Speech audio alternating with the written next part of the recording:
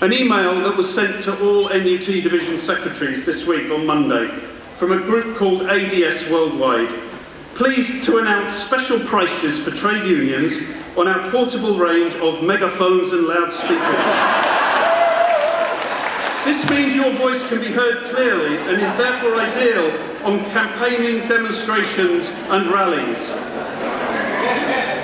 To take advantage of this special offer, please contact us using the discount code UNION. Offer available until the 30th of June 2011. The UCU congratulates NUT, ATL and PCS for their brilliant ballot results and taking this stand. We are proud to join them on the 30th of June in what I am confident to be a massive show of strength and will be the start of industrial action on a scale and significance we have not seen for decades. And it also shows how quickly members will act once they're given a lead. Potentially up to 750,000 workers taking strike action against the great, what I call the great pension robbery. And in doing this, taking their part in the general campaign of resistance against the austerity policies of the government and for a real alternative. Now, unity is our strength, and united we can win. Thank you. We need to bring everyone impacted by the cuts together. I call upon everybody here at this meeting tonight to go back to your local communities. If we don't fight now for the next generation, there'll be nothing left for them. Stand united and we will win the fight. Thank you.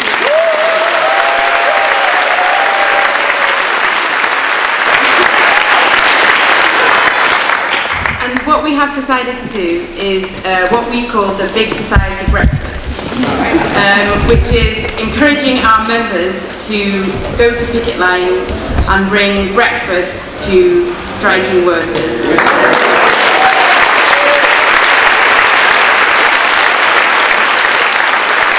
Together, UK Uncut and the trade unions can be one united voice against the cuts, so that future teachers with their pensions intact will tell their pupils that June the 30th was the beginning of the end of this Tory-led government. For how many months during November and December have the students been saying, we are fighting for each and every person under attack? On 30th of June, the teachers, the public sector workers, the lecturers of the UCU will be fighting for each and every person under attack in this country. So congrats to all the unions going on strike. The students will be standing shoulder to shoulder with you throughout all the struggle, not only on the 30th of June, but hopefully when the general strikes come as well.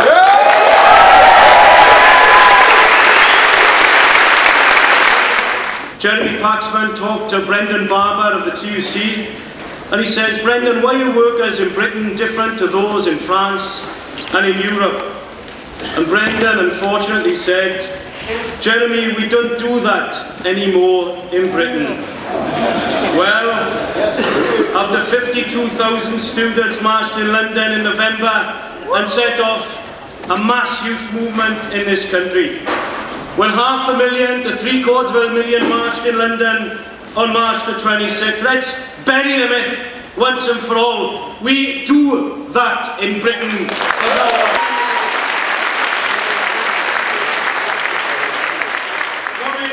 Let's go forward with the slogan. The workers united will never be defeated. Let's beat this government.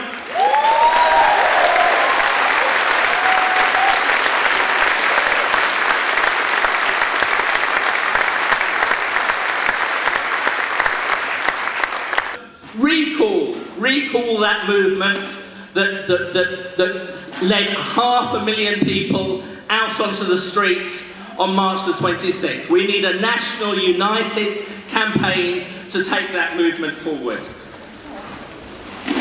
Finally, I want to say this. The coalition resistance will work with all the unions and it will work to extend the strikes. And you've seen it on the streets of Greece, you've seen it on the streets of Spain. We have to have that movement of hundreds of thousands of people taking to the streets to defend pensions, but say to this government, no more, no more. Thank you. They talk about gold-plated pensions. Let's get some figures here. The average pension for a British board of directors is £333,000. Got that figure? Quite easy. The public sector pensioner gets £5,000 average. Notice the difference there.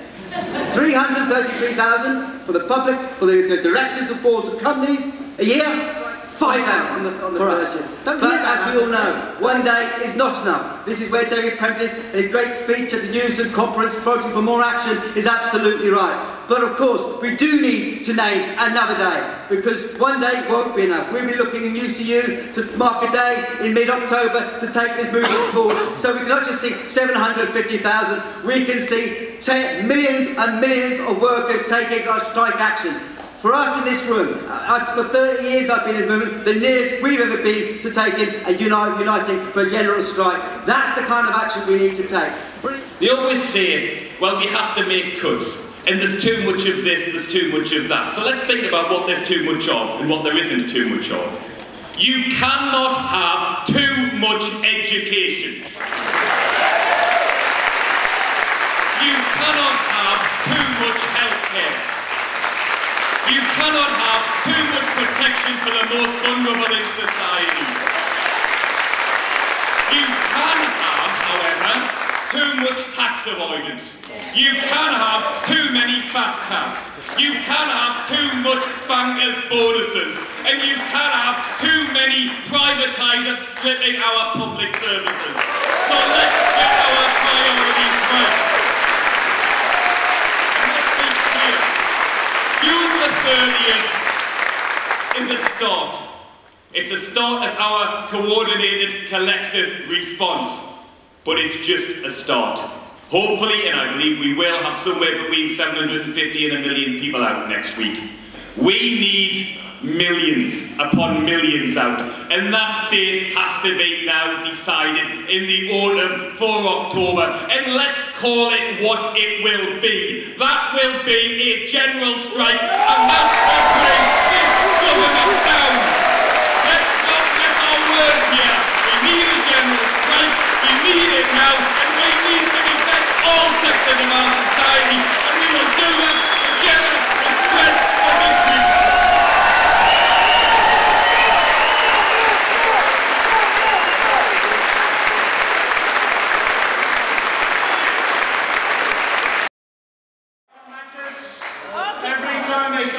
And try to knock us down, we get up and we fight back. Yeah. So I give them this warning. I give them this warning.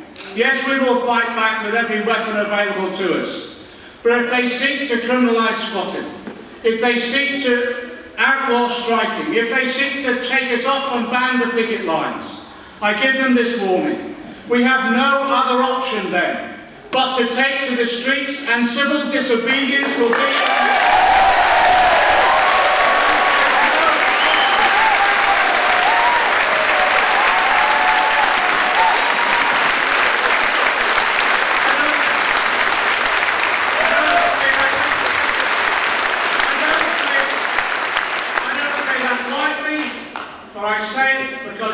to know we're serious. And we are not only here for a fight to bring them to account, we are here for a fight to bring them to their knees. And to serve them to their knees. We will be part of the solution. We will be front and centre, and we will be there by rights and not charity. Thank you very much.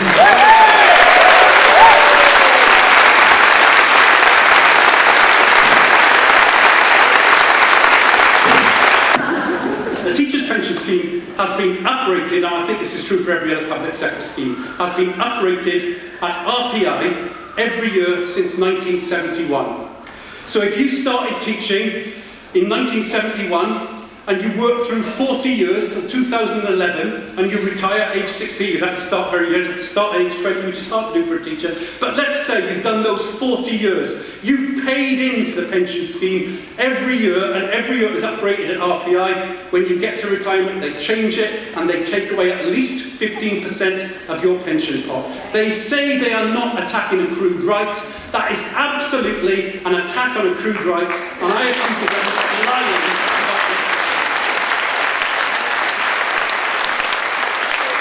They say there's a sort of apartheid in our country, and they use that word. They choose that political word to describe the difference between public sector workers and private sector workers. As a young student, I had a marginal involvement in the anti-apartheid movement, but I do know enough to know that when the blacks in South Africa were fighting against apartheid, they were fighting to lift people's rights up, not to reduce people's rights down. David Cameron absolutely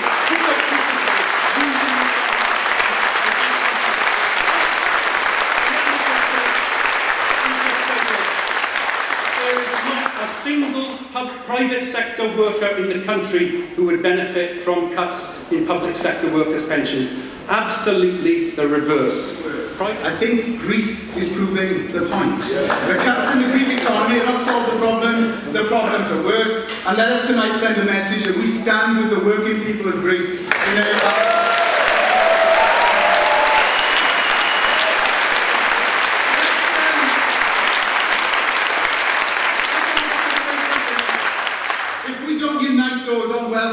Work and those people in all our communities, something else will happen. The stench of racism and bigotry will rise in a way we haven't seen for years.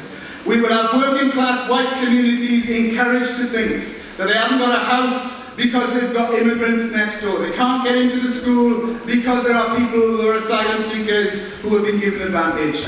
We have to say, the only way to deal with the stench of racism and bigotry is to fight for better services, more public services and more public spending, and to defeat the BNP and the EDL wherever they raise their agenda.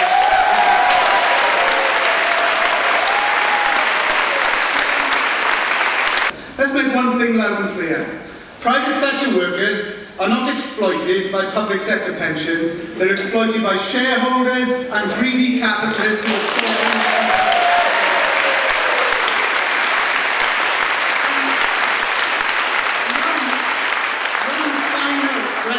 bit of hypocrisy to expose. The Daily Mail believes that this strike is going to victimise single parents. But I tell you what, for a newspaper that harangues single parents every day of the year, it is a bit rich that they are now talking about the Dunkirk spirit, single parents united against the strikers. The people who care about single parents are trade unionists and those of us who work in the communities who want decent benefits, decent childcare facilities to ensure that our single parents can be looked after. I think the activists who came together to form UK Uncut have transformed the way we work campaigning, and that also means exposing. When they attack the unemployed, when Duncan Smith tells people in Merthyr Tydfil to get on the bus to look for work, we should never tire from saying 1,700 people unemployed in Merthyr Tydfil, 39 jobs advertised in the job centre. It is not the people of Merthyr Tydfil who are to blame for the problem. They are the victims of the problem, and we should stand with their community.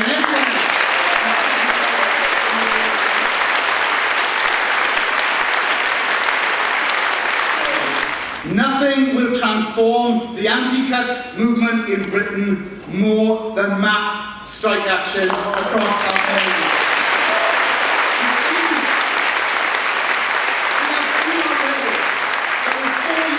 Representing 750,000 people. It's dominated the media for a week. It was the lead item on the news. Opinion polls are already being shifted, and we can see people inspired by the fact that some are prepared to take the lead.